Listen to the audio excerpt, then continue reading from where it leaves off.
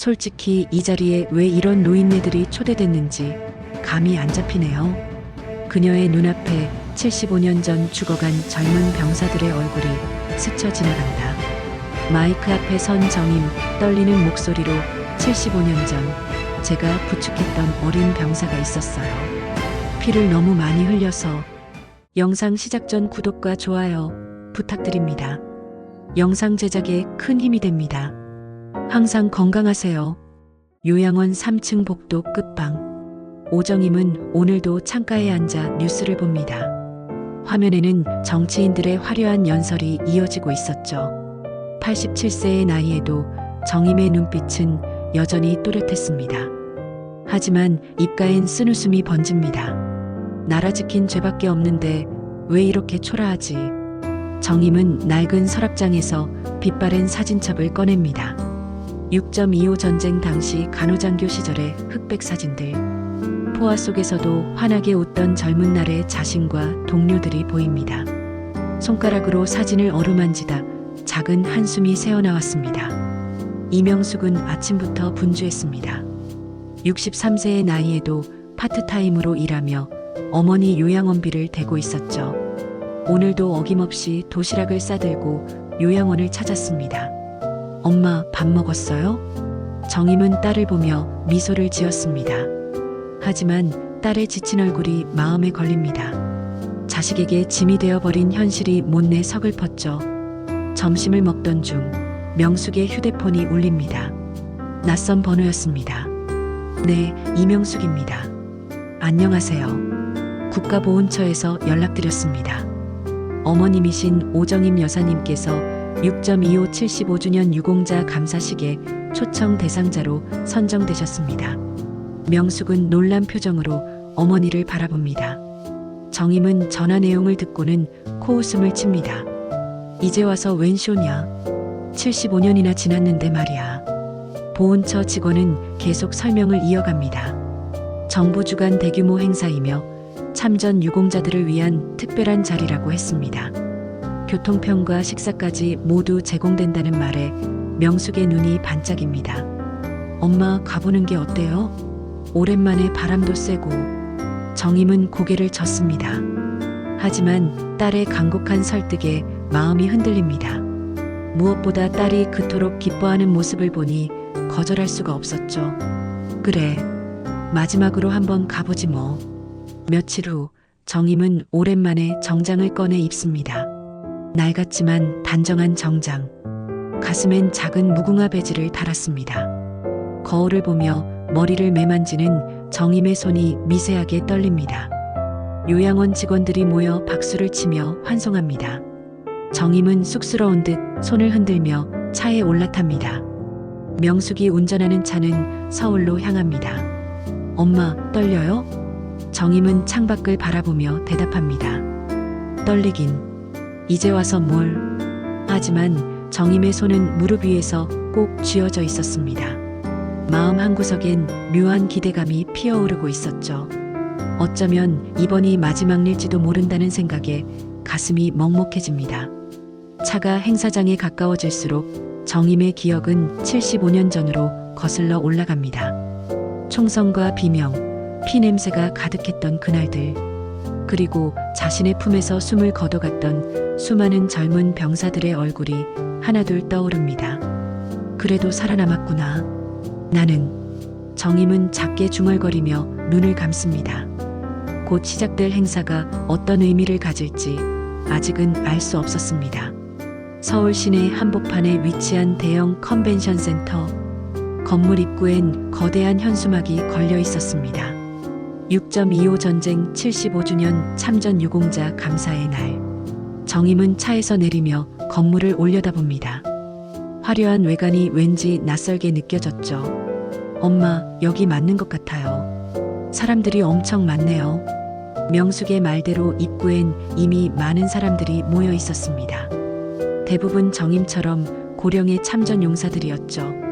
휠체어를 탄 분들도 보이고 지팡이에 의지해 걷는 분들도 있었습니다. 정임은 그들의 모습을 보며 묘한 동질감을 느낍니다. 행사장 안으로 들어서자 규모에 압도됩니다. 천장이 높은 대형 홀에는 화려한 조명과 거대한 무대가 설치되어 있었죠. 무대 위엔 높은 단상이 마련되어 있고 그 뒤로는 대형 스크린이 걸려 있었습니다. 여기 앉으시면 됩니다. 안내 직원이 정임을 객석 맨 끝자리로 안내합니다. 무대에서 가장 먼 자리였죠. 정임은 쓴웃음을 지으며 자리에 앉습니다. 앞쪽 VIP석엔 이미 정장 차림의 고위 인사들이 자리를 잡고 있었습니다. 시간이 흐르고 행사가 시작됩니다. 웅장한 음악과 함께 사회자가 무대에 오릅니다. 화려한 오프닝 영상이 상영되고 박수 소리가 홀을 가득 채웁니다. 정임은 무표정한 얼굴로 무대를 바라봅니다. 이제 보훈부 장관님의 인사 말씀이 있겠습니다. 윤태섭 장관님을 큰 박수로 맞아주십시오. 54세의 윤태섭 장관이 당당한 걸음으로 무대에 오릅니다.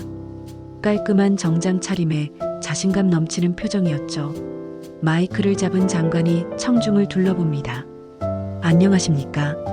보훈부 장관 윤태섭입니다. 오늘 이 자리에 참석해주신 모든 분들께 감사드립니다.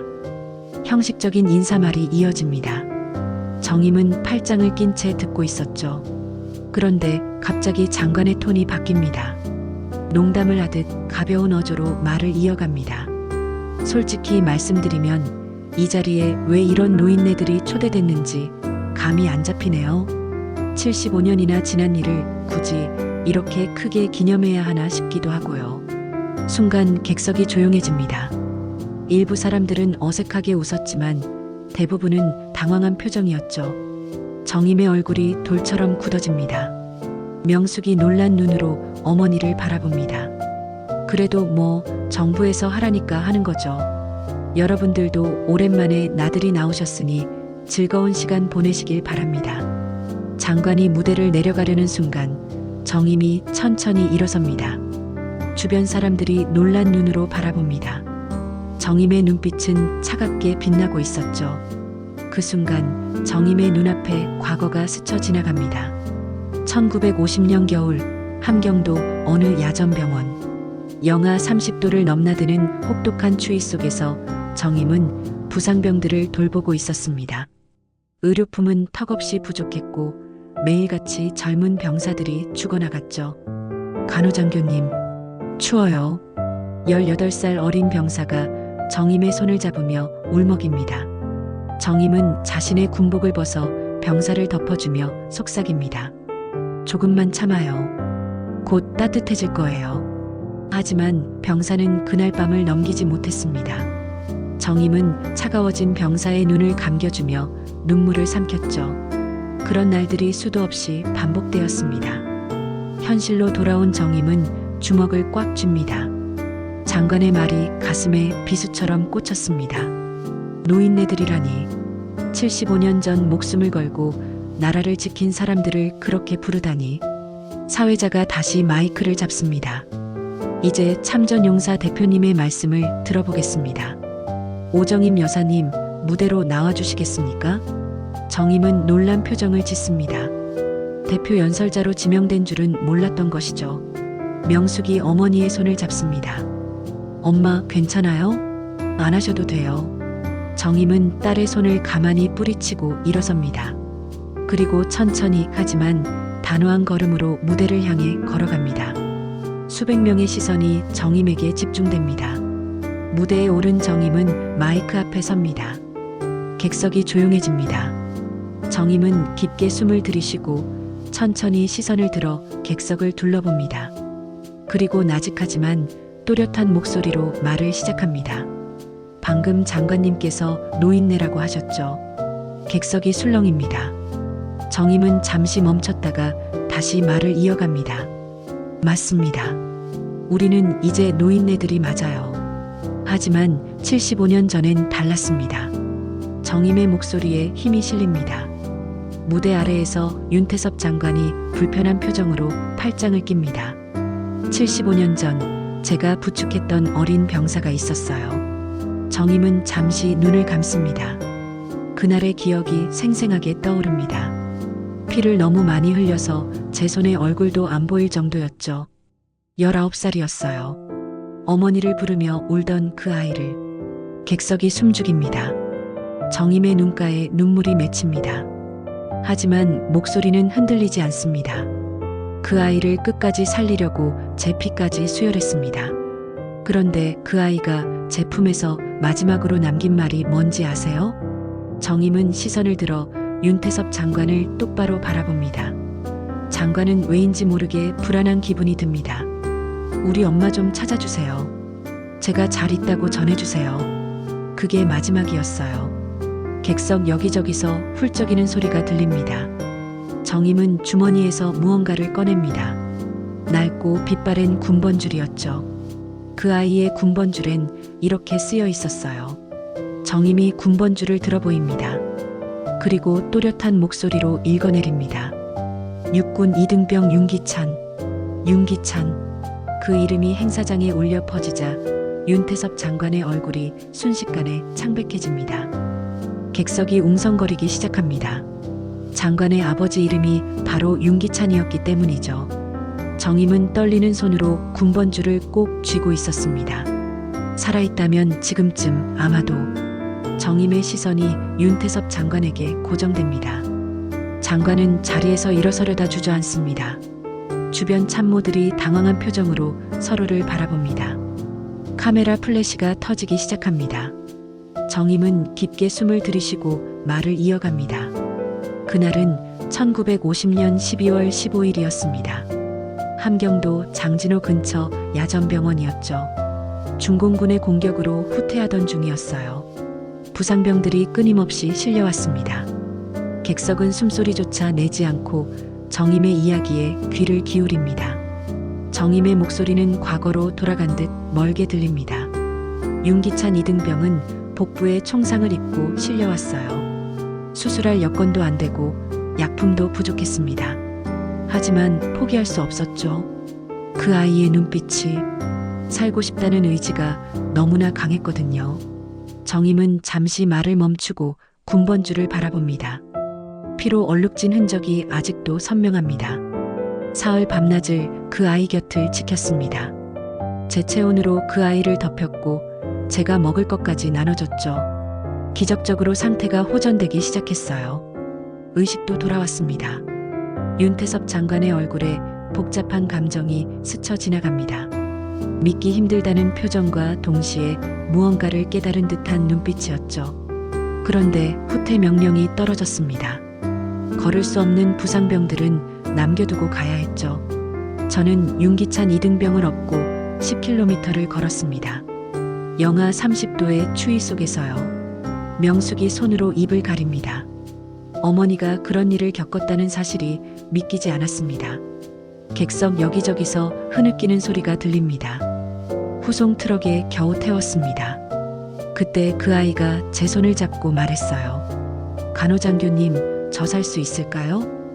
저는 거짓말을 했습니다. 그럼요, 곧 집에 갈 수 있을 거예요 라고. 정임의 목소리가 떨립니다. 하지만 눈빛은 여전히 단호합니다. 하지만 트럭은 중공군의 매복 공격을 받았습니다. 저는 다른 부상병들을 돌보러 갔다가 돌아왔을 땐 이미 정임이 말을 잇지 못합니다. 잠시 침묵이 흐릅니다. 그리고 다시 입을 엽니다. 아니, 그렇게 알고 있었습니다. 75년 동안요. 객석이 술렁입니다. 무슨 의미인지 이해하지 못한 사람들이 수군거립니다. 정임은 윤태섭 장관을 똑바로 바라보며 말합니다. 그런데 몇 년 전 우연히 신문에서 봤어요. 보훈부 장관 임명 기사를. 거기에 이렇게 쓰여 있더군요. 부친이 6.25 전사자인 윤태섭 의원이라고. 장관의 얼굴이 더욱 굳어집니다. 정임이 천천히 무대를 걸어 장관 쪽으로 다가갑니다. 전사자라. 그럼 그날 죽었다는 말인가요? 제가 살리려고 그토록 애썼던 그 아이가? 정임이 군번줄을 높이 들어 보입니다. 카메라들이 일제히 그것을 향합니다. 아닙니다. 저는 믿지 않아요. 그 아이는 살았을 거예요. 어떻게든 살아서 집으로 돌아갔을 겁니다. 그래야만 해요. 윤태섭 장관이 자리에서 일어섭니다. 그리고 비틀거리며 무대로 올라옵니다. 참모들이 만류하지만 장관은 뿌리치고 정임 앞에 섭니다. 그 군번줄, 정말 제 아버지. 장관의 목소리가 떨립니다. 정임이 군번줄을 내밉니다. 장관이 떨리는 손으로 받아듭니다. 육군 2등병 윤기찬이라는 글자가 선명합니다. 당신 아버지는 용감한 군인이었어요. 마지막까지 어머니를 찾았고 살고 싶어 했습니다. 그런 분을 전사자로만 기억한다는 게 안타까웠어요. 장관의 눈에서 눈물이 흐릅니다. 그는 알고 있었습니다. 아버지가 실제로는 살아 돌아왔다는 사실을. 하지만 정치적 이유로 전사자로 둔갑시켰다는 것을. 그 비밀이 이제 만천하에 드러나려 하고 있었습니다. 죄송합니다. 정말 죄송합니다. 장관이 정임 앞에 무릎을 꿇습니다. 행사장이 발칵 뒤집힙니다. 카메라 플래시가 미친 듯이 터지고 기자들이 앞으로 몰려듭니다. 하지만 정임은 담담한 표정으로 장관을 내려다봅니다. 사과는 제게 하지 마세요. 당신 아버지와 함께 싸우다 정말로 돌아오지 못한 수많은 전우들에게 하세요. 그리고 정임이 객석을 둘러봅니다. 노인네라고 불렸던 참전 용사들이 눈물을 흘리며 정임을 바라보고 있습니다. 여기 계신 모든 분들께 하세요. 이분들은 노인네가 아니라 대한민국을 지킨 영웅들입니다. 행사장에 우레와 같은 박수가 터집니다. 정임은 군번줄을 든 채 서 있는 장관을 남겨두고 천천히 무대를 내려옵니다. 명숙이 눈물을 흘리며 어머니를 맞이합니다. 엄마, 이제 다 끝났다. 75년 만에. 정임이 딸의 어깨에 기대며 작게 중얼거립니다. 하지만 이것은 끝이 아니라 시작이었습니다. 진실이 밝혀지는 시작 말입니다. 행사장은 완전히 아수라장이 되었습니다. 기자들이 무대로 몰려들고 보안 요원들이 이를 막느라 정신이 없었죠. 윤태섭 장관은 여전히 무대 위에 서서 군번줄을 들여다보고 있었습니다. 참모들이 장관을 데리고 나가려 했지만 장관은 꼼짝도 하지 않았습니다. 정임은 명숙의 부축을 받으며 자리로 돌아가려 했습니다. 하지만 한 젊은 기자가 앞을 가로막습니다. 잠깐만요. 오정임 여사님, 방금 하신 말씀이 사실입니까? 윤 장관의 아버지가 실제로는 살아계셨다는 건가요? 정임은 기자를 물끄러미 바라봅니다. 그리고 천천히 고개를 끄덕입니다. 제가 아는 건 그날까지입니다. 하지만 그 아이는 분명 살아있었어요. 후송 트럭이 공격받았다고 했지만 생존자가 있었다는 얘기도 들었으니까요. 그때 윤태섭 장관이 비틀거리며 정임에게 다가옵니다. 얼굴은 눈물범벅이 되어 있었죠. 여사님, 제발 더 들려주세요.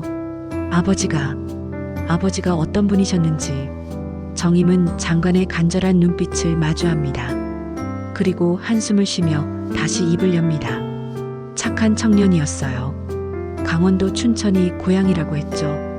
어머니가 혼자 농사 지으며 자신을 키워주셨다고, 꼭 살아서 효도하고 싶다고 했습니다. 장관의 몸이 흔들립니다. 정임이 이어서 말합니다. 그리고 이것도 가지고 있었어요. 정임이 낡은 수첩에서 빛바랜 종이 한 장을 꺼냅니다.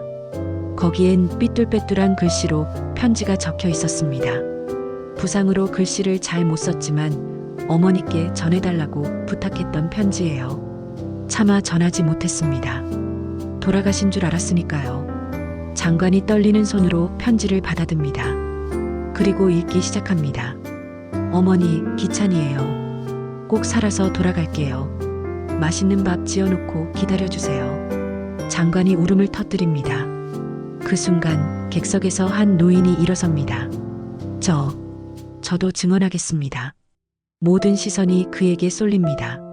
지팡이를 짚은 노인이 떨리는 목소리로 말합니다. 저는 그때 후송 트럭 운전병이었습니다. 윤기찬 2등병. 기억합니다. 공격을 받았지만 살아남았어요. 부산 육군병원으로 후송했습니다. 행사장이 다시 술렁입니다. 기자들이 노인에게 달려듭니다. 정임은 놀란 표정으로 노인을 바라봅니다. 그럼 정말 살았단 말인가요? 노인이 고개를 끄덕입니다. 네, 확실합니다. 제가 직접 병원까지 데려다 줬으니까요. 그 후로는 어떻게 되었는지 모르지만 윤태섭 장관이 주저앉습니다. 그리고 머리를 감싸줍니다. 참모 한 명이 조용히 다가와 귓속말을 합니다. 장관의 얼굴이 더욱 일그러집니다. 그때 또 다른 목소리가 들립니다. 저도 알고 있습니다. 이번엔 정장 차림의 중년 여성이었습니다. 보훈부 직원이었죠. 보훈부 기록을 확인해 봤습니다. 윤기찬 이병은 1951년 3월 전역했습니다. 전사자가 아니라 부상 전역이었어요. 하지만 언제부턴가 기록이 전사자로 바뀌어 있었습니다. 폭탄 선언이었습니다. 기자들의 카메라가 미친 듯이 플래시를 터뜨립니다. 윤태섭 장관은 완전히 무너져 내립니다. 아버지, 장관이 중얼거립니다. 정임이 다가가 장관의 어깨에 손을 얹습니다. 이제라도 진실을 말하세요. 왜 살아계신 아버지를 전사자로 만들었는지, 그분께 무슨 일이 있었는지. 장관이 고개를 들어 정임을 바라봅니다.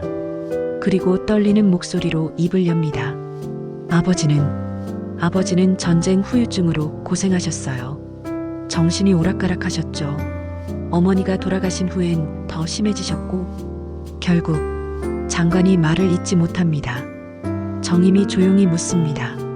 그래서 정치를 위해 전사자로 둔갑시킨 건가요? 장관이 고개를 떨굽니다. 부정하지 못했습니다.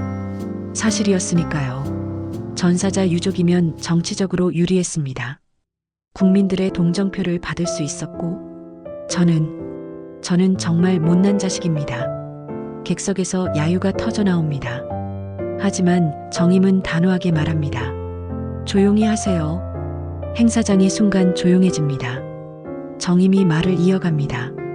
이 사람도 피해자예요. 전쟁이 만든 또 다른 피해자입니다.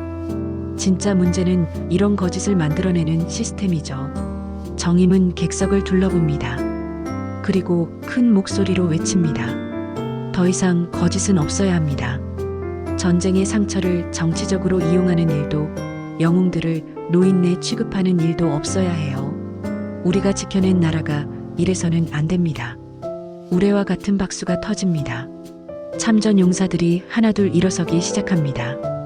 그들의 눈엔 눈물이 가득했지만 표정은 당당했습니다. 윤태섭 장관이 마이크를 잡습니다. 그리고 떨리는 목소리로 말합니다. 국민 여러분께 사죄드립니다. 제 아버지 윤기찬은 전사자가 아니었습니다. 살아 돌아오셨지만 전쟁의 상처로 평생 고통받으셨습니다. 그리고 저는 그런 아버지를 이용했습니다. 용서받을 수 없는 일입니다. 장관이 깊이 고개를 숙입니다. 그리고 군번줄을 높이 들어 보입니다. 이제 진실을 밝히겠습니다. 모든 진실을. 행사가 끝난 후 언론은 폭발했습니다. 모든 방송사 메인 뉴스에서 이 사건을 다뤘고, 인터넷은 관련 기사로 도배되었죠. 보훈부 장관 아버지, 전사자 아닌 생존자였다. 정치 위에 아버지 전사 위장한 윤태섭, 참전용사가 밝힌 75년 만의 진실 같은 제목들이 포털 사이트를 가득 채웠습니다. 윤태섭 장관은 보훈부 집무실에 앉아 있었습니다. 책상 위엔 사표가 놓여 있었죠. 비서실장이 조심스럽게 문을 두드립니다. 장관님, 청와대에서 연락이 왔습니다. 대통령께서 직접 통화하고 싶어 하신다고. 장관은 고개를 젓습니다. 창밖을 바라보던 장관의 눈엔 아무런 감정이 보이지 않았습니다. 거절하겠다고 전해요. 그리고 오늘 오후에 기자회견을 열겠습니다. 한편 정임은 요양원으로 돌아와 있었습니다. 하지만 평온함은 오래가지 않았죠. 기자들이 요양원 앞에 진을 치고 있었고, 끊임없이 인터뷰 요청이 들어왔습니다. 명숙이 걱정스러운 표정으로 어머니를 바라봅니다. 엄마, 괜찮아요? 너무 시끄러워서. 정임은 담담하게 대답합니다. 괜찮아. 이제 다 끝났으니까. 그때 요양원 직원이 들어옵니다. 할머니, 젊은 남자분이 찾아오셨는데요. 다큐멘터리 PD라고 하시는데. 정임이 고개를 끄덕입니다. 잠시 후 강민수 PD가 들어옵니다. 38세의 젊은 PD는 진지한 표정으로 정임에게 인사합니다. 안녕하세요, 할머니. KBS 다큐멘터리 PD 강민수입니다. 할머니의 이야기를 제대로 기록하고 싶어서 찾아왔습니다. 정임은 민수를 물끄러미 바라봅니다. 그의 눈에서 진정성이 느껴졌죠. 뭘 또 기록한다고? 이미 다 알려졌잖아요. 민수가 조심스럽게 말합니다. 아닙니다. 진짜 이야기는 이제부터라고 생각합니다. 할머니가 겪으신 전쟁, 그리고 그 후의 삶, 제대로 된 기록을 남기고 싶습니다. 정임은 잠시 생각에 잠깁니다. 그리고 천천히 고개를 끄덕입니다. 같은 시각 윤태섭 장관의 기자회견이 시작되었습니다. 수백 명의 기자들이 모인 대회의실, 장관이 단상에 오릅니다. 여위고 초췌한 모습이었죠. 먼저 국민 여러분께 진심으로 사죄드립니다. 장관이 깊이 고개를 숙입니다. 그리고 다시 고개를 들어 말을 이어갑니다. 제 아버지 윤기찬은 1951년 부상으로 전역하신 후 1987년까지 사셨습니다. 하지만 전쟁 후유증으로 정상적인 생활이 불가능하셨죠. 기자들이 숨죽이며 듣습니다. 장관의 목소리가 떨립니다. 아버지는 늘 악몽에 시달리셨습니다. 전쟁의 기억이 아버지를 놓아주지 않았어요. 어머니가 돌아가신 후엔 더 심해지셨고 결국 요양병원에서 쓸쓸히 돌아가셨습니다. 장관이 잠시 말을 멈춥니다. 그리고 충격적인 고백을 이어갑니다. 제가 정치를 시작하면서 아버지를 전사자로 둔갑시켰습니다. 참전용사 유족이라는 타이틀이 필요했고 살아계신 정신질환자 아버지보다는 명예롭게 전사한 아버지가 정치적으로 유리했기 때문입니다. 회견장이 술렁입니다. 장관은 담담하게 말을 이어갑니다. 보훈처 일부 직원들과 짜고 기록을 조작했습니다. 아버지의 전역 기록을 전사 기록으로 바꿨죠. 그리고 전사자 유족 행세를 하며 정치 활동을 했습니다. 한 기자가 손을 들어 질문합니다. 그럼 보훈연금도 부정수급한 건가요? 장관이 고개를 끄덕입니다. 네, 맞습니다. 전사자 유족연금을 받았습니다. 모두 반납하겠습니다. 또 다른 기자가 묻습니다. 오정임 여사님이 간직하고 계신 군번줄에 대해선 어떻게 생각하십니까? 장관의 눈에 눈물이 맺힙니다. 그분이 아니었다면 저는 태어나지도 못했을 겁니다. 아버지를 살려주신 은인을 저는 노인네라고 조롱했습니다. 용서받을 수 없는 일입니다. 장관이 다시 깊이 고개를 숙입니다. 오늘부로 장관직을 사퇴합니다. 그리고 모든 법적 책임을 지겠습니다. 한편 정임은 민수 PD와 인터뷰를 하고 있었습니다. 카메라 앞에서 정임은 차분히 이야기를 풀어놓습니다. 사실 윤기찬 이병만 특별했던 건 아니에요. 수많은 젊은이들이 그렇게 죽어갔고 살아남은 이들도 평생 고통 속에 살았죠. 민수가 조심스럽게 묻습니다. 할머니는 왜 그 군번줄을 75년 동안 간직하셨나요? 정임이 잠시 생각에 잠깁니다. 약속이었어요. 그 아이가 마지막에 부탁했거든요. 이걸 어머니께 전해주세요라고. 전하지 못했으니 대신 간직한 거죠. 민수가 또 묻습니다. 이제 윤 장관에게 돌려주실 건가요? 정임이 고개를 젓습니다. 아직은 아니에요. 그 사람이 진정으로 아버지를 이해하고 참전 용사들의 아픔을 이해할 때 그때 돌려줄 생각입니다. 인터뷰가 끝날 무렵 명숙이 급하게 들어옵니다. 엄마, 뉴스 좀 보세요. 윤 장관이 사퇴했대요. 정임은 TV를 바라봅니다. 화면엔 고개 숙인 윤태섭의 모습이 보입니다. 정임의 표정엔 어떤 감정도 드러나지 않았습니다. 이제 시작이구나. 정임이 나직이 중얼거립니다. 진실은 밝혀졌지만 상처는 여전히 남아 있었습니다. 그리고 그 상처를 치유하는 일이 이제 시작되려 하고 있었죠. 윤태섭 장관 사퇴 후 한 달이 지났습니다. 언론의 관심은 서서히 식어갔지만 정임의 일상은 크게 바뀌어 있었죠. 강민수 PD의 다큐멘터리 촬영이 본격적으로 시작되었고 정임은 처음으로 75년 동안 가슴에 묻어둔 이야기들을 꺼내기 시작했습니다. 요양원 정원에서 정임은 카메라를 마주하고 있었습니다. 민수가 조심스럽게 질문합니다. 할머니, 윤기찬 이병 외에도 기억나는 병사들이 있으신가요? 정임의 눈빛이 먼 곳을 향합니다.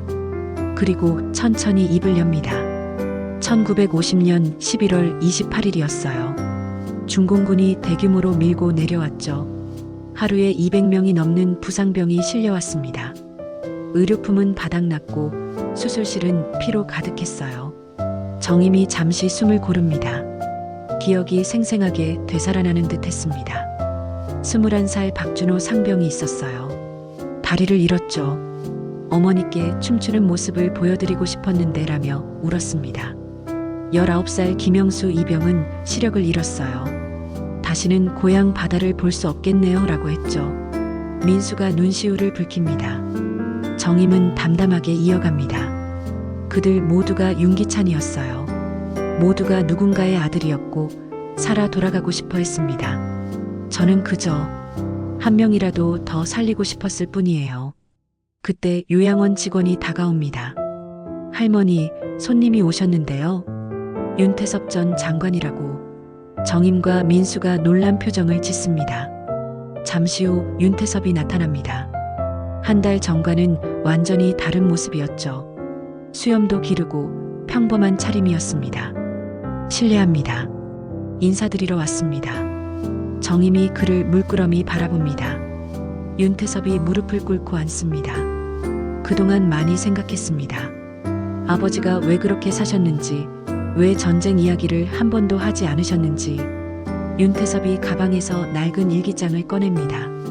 아버지 유품을 정리하다 발견했습니다. 1951년부터 쓰신 일기였어요. 거기에 할머니 이야기가 있었습니다. 정임의 눈이 커집니다.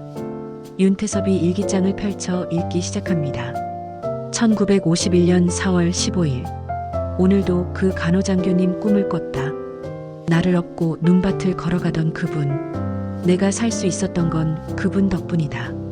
언젠가 꼭 찾아뵙고 감사 인사를 드려야 하는데. 정임의 눈에서 눈물이 흐릅니다. 윤태섭이 계속 읽습니다. 1965년 8월 20일. 아들이 태어났다. 건강하게 자라서 좋은 사람이 되길 바란다. 그리고 언젠가는 나를 살려준 그 간호장교님 같은 사람이 되길. 윤태섭이 일기장을 덮습니다. 그리고 정임을 바라봅니다. 아버지는 평생 할머니를 찾으셨어요. 하지만 전쟁 후유증으로 기억이 온전하지 않으셨고 결국 찾지 못하셨죠. 정임이 떨리는 손으로 일기장을 받아듭니다. 빛바랜 글씨들이 윤기찬의 마음을 전하고 있었습니다. 저는 그런 아버지를 부끄러워했습니다. 정신이 온전하지 않은 아버지가 창피했어요. 그래서 죽은 사람으로 만들었습니다. 윤태섭의 목소리가 떨립니다. 이제야 깨달았습니다. 아버지는 영웅이셨어요. 전쟁의 상처를 평생 안고 사신 또 다른 영웅이셨죠. 그런데 저는.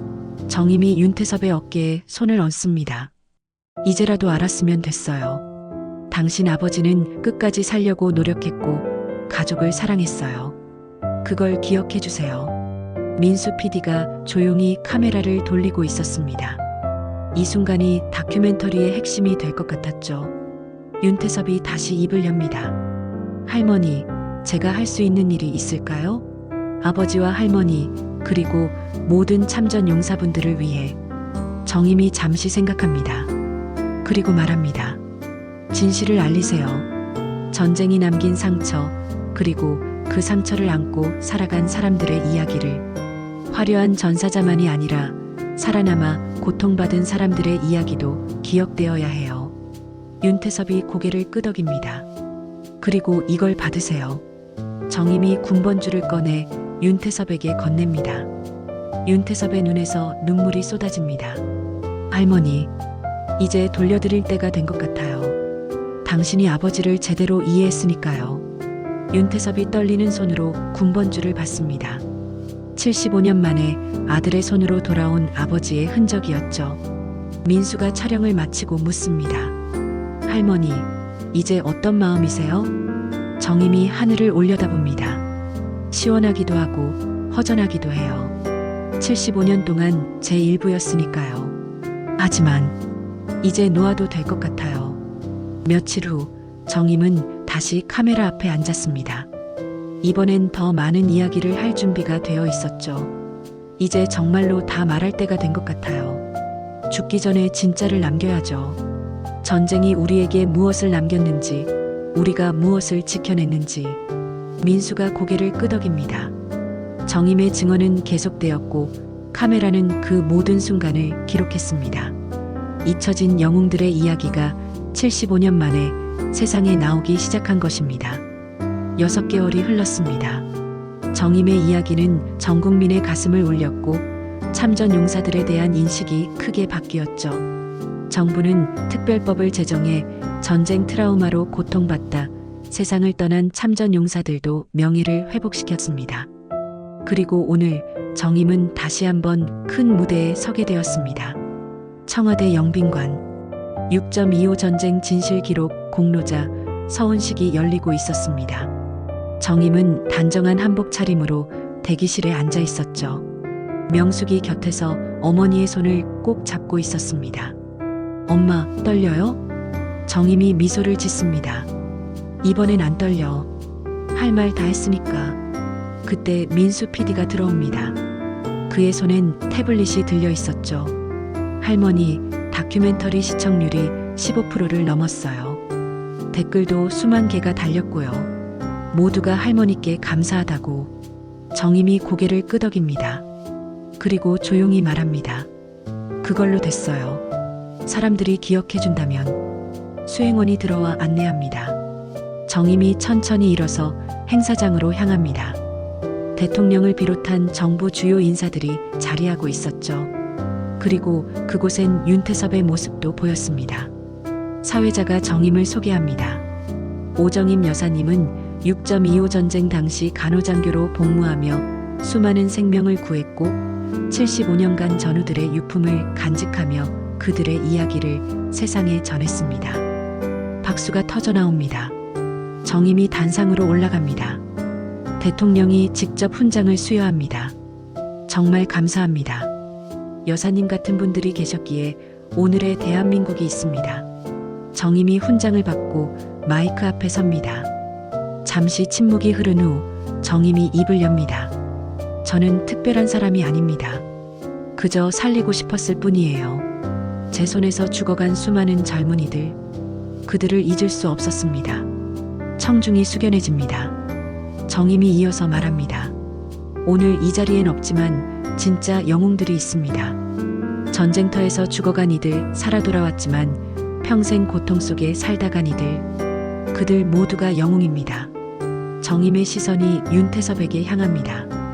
그리고 이제는 그들의 자녀들이 진실을 마주할 용기를 냈습니다. 그것도 또 다른 용기입니다. 행사가 끝난 후 별실에서 특별한 만남이 있었습니다. 새로 임명된 보훈부 장관이 정임을 찾아온 것이죠. 그리고 놀랍게도 그 자리엔 윤태섭도 있었습니다. 윤태섭 씨를 보훈부 자문위원으로 위촉하려 합니다. 참전용사 2세대로서 트라우마 치유 사업을 맡아주셨으면 해서요. 정임이 윤태섭을 바라봅니다. 윤태섭이 진지한 표정으로 말합니다. 아버지의 빚을 갚고 싶습니다. 아니, 제 빚을 갚고 싶어요. 할머니께서 지켜주신 생명들, 그분들과 가족들을 위해 일하고 싶습니다. 정임이 고개를 끄덕입니다. 좋은 생각이에요. 이제는 상처를 치유할 때죠. 국회 인사청문회장. 윤태섭이 증인석에 앉아 있습니다. 의원들의 날카로운 질문이 이어집니다. 본인의 과거 거짓말에 대해 어떻게 생각하십니까? 윤태섭이 침착하게 대답합니다. 용서받을 수 없는 일이었습니다. 하지만 이제는 그 경험을 바탕으로 다른 분들이 같은 잘못을 하지 않도록 돕고 싶습니다. 자격이 있다고 생각하십니까? 자격은 없습니다. 하지만 책임은 있습니다. 제가 만든 상처를 치유할 책임이요. 한 의원이 자료를 들어 보입니다. 오정임 여사의 추천서가 있더군요. 청문회장이 술렁입니다. 윤태섭도 놀란 표정을 짓습니다. 여사님은 이렇게 쓰셨습니다. 과거를 직시하고 반성할 줄 아는 사람이 미래를 바꿀 수 있다. 필요하다고. 동의하십니까? 윤태섭의 눈에 눈물이 맺힙니다. 네, 동의합니다. 그리고 그 말씀대로 살겠습니다. 청문회는 순조롭게 진행되었고 윤태섭은 보훈부 자문위원으로 임명되었습니다. 첫 사업은 참전용사 트라우마 치유센터 설립이었죠. 요양원에서 정임은 TV로 뉴스를 보고 있었습니다. 윤태섭이 센터 개소식에서 연설하는 모습이 나옵니다. 이곳은 단순한 치료시설이 아닙니다. 너무 늦었지만 이제라도 우리가 진 빚을 갚는 공간입니다. 정임이 만족스러운 표정으로 고개를 끄덕입니다. 명숙이 어머니 곁에 앉습니다. 엄마, 이제 정말 다 끝난 거예요? 정임이 딸의 손을 잡습니다. 끝이 아니라 시작이지. 이제 제대로 기억되기 시작한 거야. 그때 민수 PD에게서 전화가 옵니다. 할머니, 다큐멘터리가 국제 다큐멘터리 영화제에 초청됐어요. 할머니도 같이 가셨으면 하는데. 정임이 웃으며 고개를 젓습니다. 난 이제 할 일 다 했어요. 젊은 사람들이 알아서 잘하겠지. 창밖으로 노을이 지고 있었습니다. 정임은 평화로운 표정으로 하늘을 바라봅니다. 75년의 긴 여정이 이제야 제자리를 찾아가고 있었습니다. 그래도 한 가지는 확실해졌네. 정임이 나직이 중얼거립니다. 잊힌 영웅은 없었어. 단지 기억하지 않았을 뿐이었지. 1년이 흘렀습니다. 정임의 다큐멘터리는 국제영화제에서 대상을 받았고 전 세계에 한국 전쟁의 진실을 알리는 계기가 되었죠. 하지만 정임은 여전히 요양원에서 조용한 일상을 보내고 있었습니다. 봄날의 따스한 햇살이 창문을 통해 들어옵니다. 정임은 창가에 앉아 편지를 읽고 있었죠. 전국 각지에서 온 감사 편지들이었습니다. 참전 용사들의 자녀들, 손자들이 보낸 편지가 대부분이었습니다. 할머니 덕분에 할아버지가 얼마나 대단한 분이셨는지 알게 되었습니다. 아버지의 침묵 뒤에 그런 아픔이 있었다는 걸 이제야 이해합니다. 정임은 편지를 하나하나 정성스럽게 읽으며 미소를 짓습니다. 그때 문이 열리고 민수 PD가 들어옵니다. 그의 손엔 작은 상자가 들려 있었죠. 할머니, 오랜만입니다. 잘 지내셨어요? 정임이 반갑게 맞이합니다. 민수는 의자에 앉으며 상자를 내밉니다. 할머니, 이거 받으세요. 다큐 최종 편집본이에요. USB에 담아왔습니다. 정임이 상자를 받아듭니다. 그 안엔 USB와 함께 사진첩이 들어 있었죠. 다큐 촬영 중에 찍은 비하인드 사진들이었습니다. 마지막 장면 편집했어요. 후손들이 두고두고 볼 거예요. 정임이 사진을 한 장씩 넘기며 그날들을 떠올립니다. 윤태섭과의 만남, 청와대 서운식, 그리고 인터뷰하던 순간들이 고스란히 담겨 있었죠. 참 할머니, 윤태섭 위원장님이 안부 전해달라고 하셨어요. 트라우마 센터가 잘 운영되고 있다고요. 정임이 고개를 끄덕입니다. 다행이네요. 이제 제대로 가고 있는 것 같아요. 민수가 조심스럽게 말합니다. 할머니, 혹시 그 군번줄 아직도 다른 것들을 가지고 계신가요? 정임이 잠시 생각에 잠깁니다. 그리고 천천히 일어나 서랍장으로 갑니다. 오래된 상자를 꺼내 열어 보입니다. 그 안엔 몇 개의 군번줄과 편지, 사진들이 있었죠. 아직 주인을 찾지 못한 것들이에요.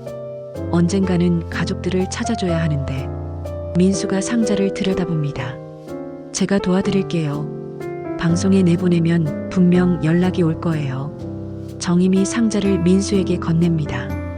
그 군번줄, 이제 너 가져. 민수가 놀란 표정을 짓습니다. 할머니, 이건 너무 귀중한. 젊은 사람이 가지고 있어야 더 많은 사람들에게 전할 수 있어요. 나는 이제 놓아도 될 때가 된 것 같아. 그때 명숙이 손자, 손녀들을 데리고 들어옵니다. 초등학생인 손자가 할머니에게 달려옵니다. 할머니, 학교에서 할머니 이야기 발표했어요. 선생님이 정말 대단한 분이라고 하셨어요. 정임이 손자의 머리를 쓰다듬습니다. 손녀가 그림 한 장을 내밉니다. 젊은 시절 간호장교 모습의 정임을 그린 그림이었죠. 할머니 젊었을 때 모습이에요. 멋있죠? 정임의 눈가에 눈물이 맺힙니다.